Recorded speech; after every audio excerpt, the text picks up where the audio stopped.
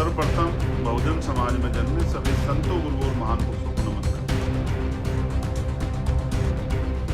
वो संत जिन्होंने अंधविश्वास, पाखंडवाद के खिलाफ आंदोलन चलाया, वो महापुरुष जिन्होंने अपने और अपने परिवार और अपनी खुशियों का बलिदान किया। देश की राजनीति में इस बार फिर से हलचल तेज हो गई है, क्योंकि चंद्रशेखर आजाद ने अमेरिका दौरे से लौटते ही लाइव आकर एक बड़ा सियासी संदेश जो दे दिया है।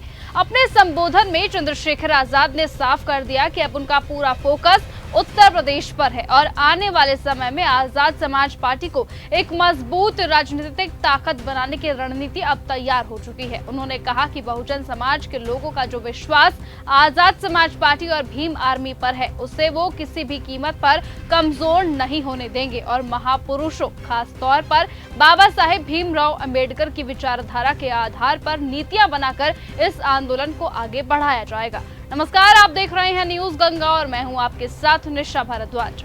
आपको बताएं कि चंद्रशेखर आजाद अमेरिका से वापस भारत लौट चुके हैं और उन्होंने बहुजन समाज के संतों, गुरुओं और महापुरुषों को नमन करते हुए कहा कि उन्हीं के संघर्ष की वजह से आज समाज में बदलाव संभव हुआ है। उनके जैसे सामान्य परिवार से आने वाले व्यक्तियों को आगे बढ़ने का मौका मिला है। उन्होंने अमेरिका में मिले समर्थन का भी जिक्र किया और ये बताया कि वहां रह रहे भारतीयों और बहुजन समाज के लोगों ने न सिर्फ उनका स्वागत किया है, बल्कि इस आंदोलन को मजबूत करने के लिए हर संभव सहयोग का भी भरोसा दिया है। उन्होंने साफ तौर पर कहा कि विदेशों में रहने वाले लोग भी भारत के सामाजिक हालात को लेकर चिंतित है और ये चाहते हैं कि आजाद समाज पार्टी देश में एक बड़ी ताकत बनकर उभरे।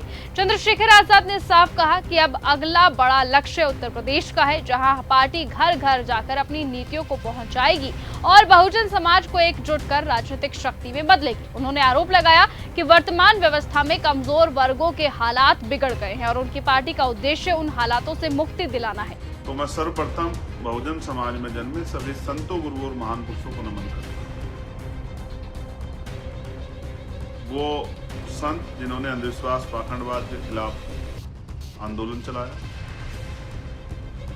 वो महापुरुष जिन्होंने अपने और अपने परिवार और अपनी खुशियों का बलिदान किया और जिस तरह का त्याग, जिस तरह का तकलीफ आपके हृदयों में है वहां रहते भी, जबकि वहां तो आप अच्छा पढ़ रहे हैं, अच्छा लिख रहे हैं, अच्छा रोजगार कर रहे हैं, अच्छा खा पी रहे हैं, अच्छी सुख सुविधा अर्जित कर रहे हैं, फिर भी जिस तरह का दर्द आपके मनों में भारत में रहने वाले पंजाब, महाराष्ट्र, उत्तर प्रदेश के लोगों के प्रति है,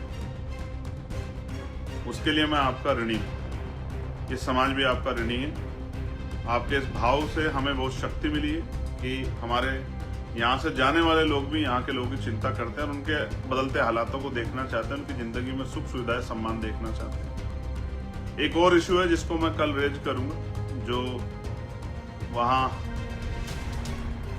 स्टोन वर्कर्स हैं उनके साथ जो अन्याय हुआ है, उनसे भी मैं मिला था।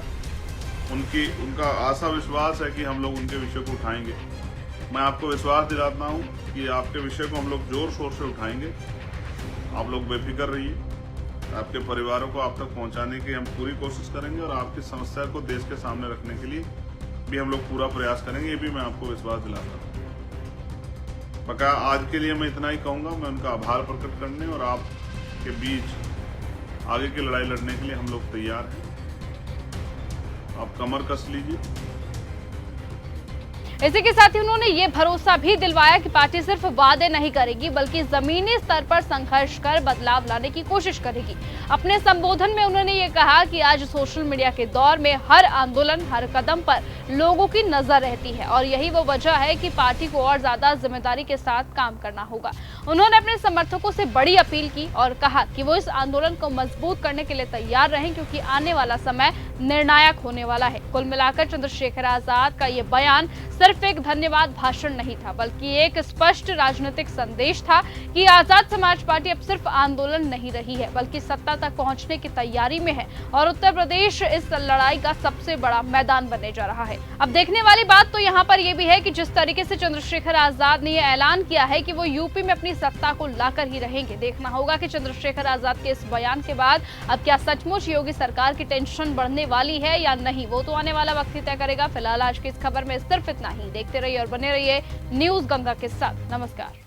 अगर आपको यह हमारा वीडियो पसंद आया हो तो इसे लाइक और शेयर करना बिल्कुल ना भूलें। साथ ही हमारे चैनल न्यूज गंगा को सब्सक्राइब और फॉलो जरूर करें ताकि देश और दुनिया की हर बड़ी खबर आप तक सबसे पहले पहुंचे।